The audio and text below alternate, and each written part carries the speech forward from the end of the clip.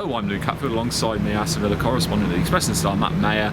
We're here at Villa Park. Matt, we've just witnessed Aston Villa beat Wolves. Are into the quarterfinals of the Carabao Cup. Wasn't your classic ding-dong derby? It wasn't. No, it was a pretty kind of low-key evening in many respects. Certainly had the atmosphere at the start of the game for the first 15-20 minutes, but I think as the kind of the game progressed and it became apparent that perhaps Wolves didn't have the team to particularly challenge Villa or put a real sustained challenge in, then it did kind of, the atmosphere died away as well. Villa scored, deservedly took the lead. They dominated the first half. I mean, they dominated the first 55 minutes, and almost there was a sense with the goal, the Wolves goal. Really good work from Taylor Perry, and Catroni. Though I think with VAR it may have been slightly offside, fractionally offside, but thankfully no VAR tonight, and it was a well taken goal.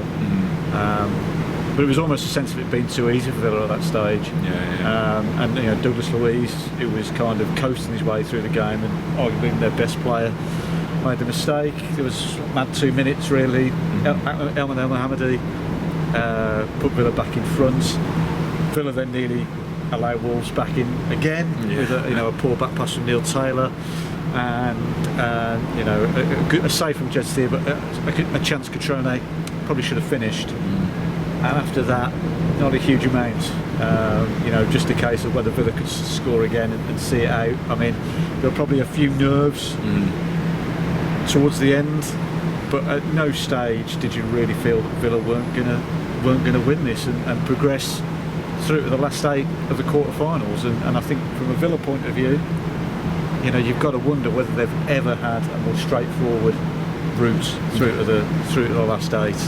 They played League 2 crew, Brighton's kids, and Wolves team, much changed Wolves team, and whatever the reasons are beyond that, I think we all know the reasons why Wolves fielded the team they did tonight. But it was, once the teams were out, it would have been a huge disappointment if Villa had not won this game. So it's very much just a case of job done. Yeah, I was going to say to you, Matt, I mean, when we saw the team news come in, suddenly there was real onus on Villa, if there wasn't already for them being the home team, to go and beat Wolves, and they've done it.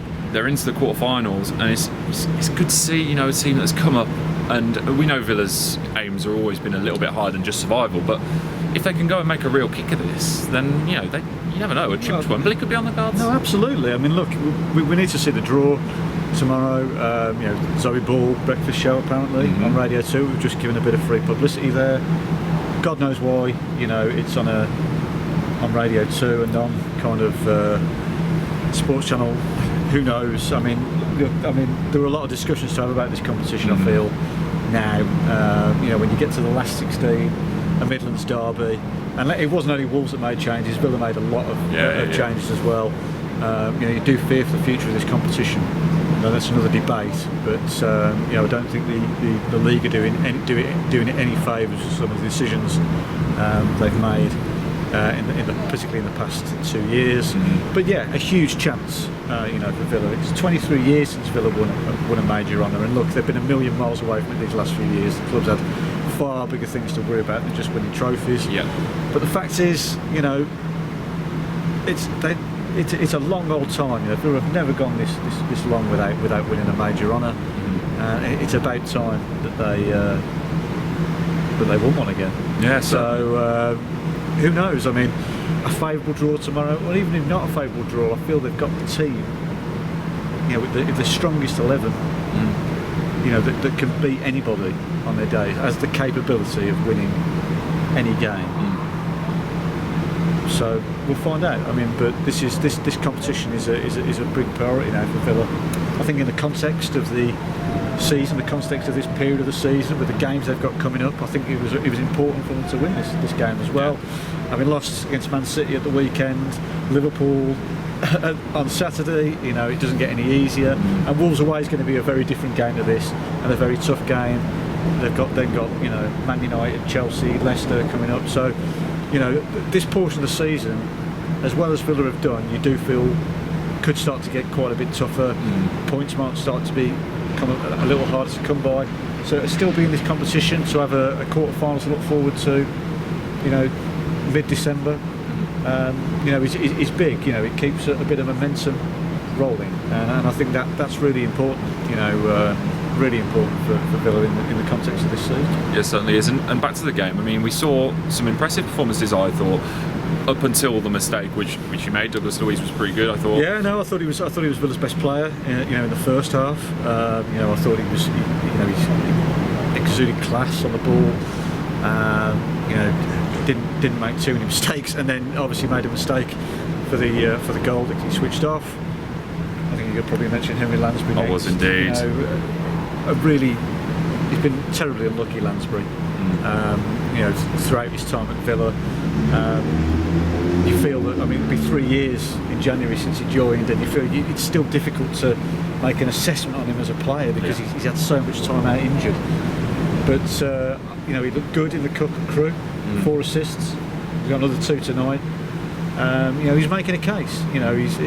There's players that have been brought to this club more recently who aren't making the bench at the moment, and the fact is that Henry Lansbury is making the bench on merit. He's probably behind Conor Hourihane still, and Douglas Luiz in the pecking order. Yeah. But he's made a case tonight. I thought the real downside tonight was injury to Keenan Davis. Huge shame. He has been pushing a good performance from Davis tonight, and it would not have been a huge shock to see him start perhaps on Saturday against Liverpool. I think he's been pushing Wesley, who's come off the boil really since since the international break.